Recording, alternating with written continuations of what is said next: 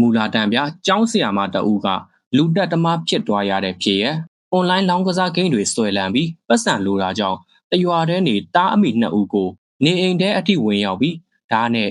ရက်ဆက်ထိုးတက်ခဲ့ပါတယ်။ရှမ်းပြည်တောင်ပိုင်းပင်းတရားမြို့နယ်မှာဖြစ်ပွားခဲ့တဲ့ဒီထိတ်လန့်စရာဖြစ်စဉ်အကြောင်းအသေးစိတ်ကိုအခုပဲတင်ဆက်ပေးလိုက်ပါတယ်။မင်္ဂလာပါခင်ဗျာရွှေပြည်နုကနေပြန်လည်ကြိုဆိုလိုက်ပါတယ်။ဒီကနေ့မှာတော့လူမှုပတ်ဝန်းကျင်မှာအတော်လေးကိုကြရက်ထသွားစေတဲ့သတင်းတစ်ခုကိုတင်ဆက်ပေးခြင်းပါတယ်။အဲဒါကတော့ပညာသင်ကြားပေးနေတဲ့ကျောင်းဆရာမတအူးကိုယ်တိုင်လူတက်မှုကျူးလွန်ခဲ့တဲ့ဖြစ်ရပဲဖြစ်ပါတယ်။ဖြစ်စဉ်ကတော့ပြီးခဲ့တဲ့မေလ19ရက်နေ့ည9နာရီဝန်းကျင်အချိန်မှာရှမ်းပြည်နယ်တောင်ပိုင်းပင်းတရားမြို့နယ်ရင်းမှုကြီးရွာမှာဖြစ်ပွားခဲ့တာပါ။ကြာကုန်းအုပ်စုဖျားကုန်းကြီးရွာအာမခကျောင်းကမူလာတန်းပြကျောင်းဆရာမမတ်နုနုထွေဟာတရွာထဲနေဒေါ်မြကြီးရဲ့နေအိမ်ထဲကိုဓာတ်တလက်ကင်ပြီးကျူးကျော်ဝင်ရောက်ခဲ့ပါတယ်။အဲ့ဒီအချိန်မှာအိမ်ထဲကနေအော်ဟစ်တန်တွေကြားရလို့တချံဝင်းထဲနေတဲ့ဦးတောင်းကျွယ်ကတွားရောက်ကြည့်ရှုတဲ့အခါမှာတော့မြင်ကွင်းကတကယ့်ကိုထိတ်လန့်စရာပါပဲ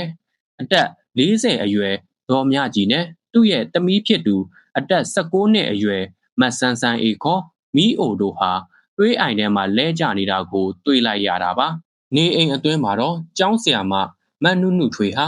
ဓာဦးချုံတလက်ကိုကင်ပြီးရှိနေတာကြောင့်ဦးတောင်းကျွယ်ကဓာကိုအတင်းဝင်လူပြီးရွာသားတွေနဲ့အတူဝိုင်းဝန်းဖမ်းဆီးခဲ့ရပါတယ်။ဒဏ်ရာရရှိသူတားအမိ2ဦးကိုတော့ပရာဟိတရင်နဲ့စေးရုံကိုအမြန်ဆုံးပို့ဆောင်ခဲ့ပေမဲ့လည်းရရှိတဲ့ဒဏ်ရာတွေကပြင်းထန်လွန်းတာကြောင့်သမီးဖြစ်သူမတ်ဆန်းဆန်းအေးကစေးရုံမှာတင်အရင်ဆုံးဆုံးပါသွားခဲ့ပါတယ်။နောက်ပိုင်းမှာတော့အမေဖြစ်သူဒေါ်မြကြီးပါ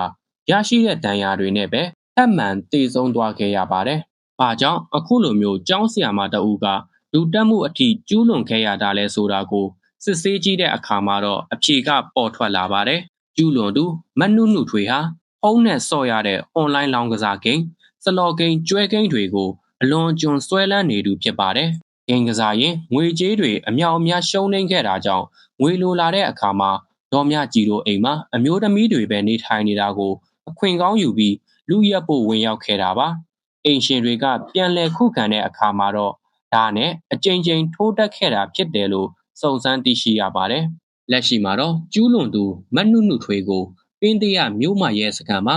ရာဇသက်ကြီးပုံမှာ300နဲ့458 326တို့နဲ့အမှုဖွင့်ပြီးဖမ်းဆီးထိန်းသိမ်းထားပါတယ်။ဒီဖြစ်ရပ်ကတော့အွန်လိုင်းလောင်းကစားဂိမ်းတွေရဲ့စိုးကြိုဟာဘလောက်အထိကြောက်စရာကောင်းတယ်လဲဆိုတာကိုပြသနေတာပါ။ပညာတတ်ကျောင်းဆရာမတအူးကိုတောင်လူတက်သမားဖြစ်သွားစေတဲ့အထိဒီဂိမ်းတွေကလူတွေကိုဖျက်ဆီးနေတာပဲဖြစ်ပါတယ်။မိဘပြည်သူတွေအနေနဲ့လည်းမိမိတို့ပတ်ဝန်းကျင်မှာအခုလိုမျိုးအွန်လိုင်းလောင်းကစားဂိမ်းတွေကြောင့်ပျက်စီးနေတာတွေဒုစရိုက်မှုတွေဖြစ်နေတာတွေကိုဘယ်လိုမျိုးမြင်ကြပါတယ်လဲဒီလိုမျိုးဂိမ်းတွေကိုဘယ်လိုမျိုးထိန်းချုပ်တင်တယ်လို့ထင်ကြတယ်လဲဆိုတာကိုကောမန့်မှာဝင်ရောက်ဆွေးနွေးပေးကြပါဦးအခုလိုမျိုးထူးခြားတဲ့သတင်းဥ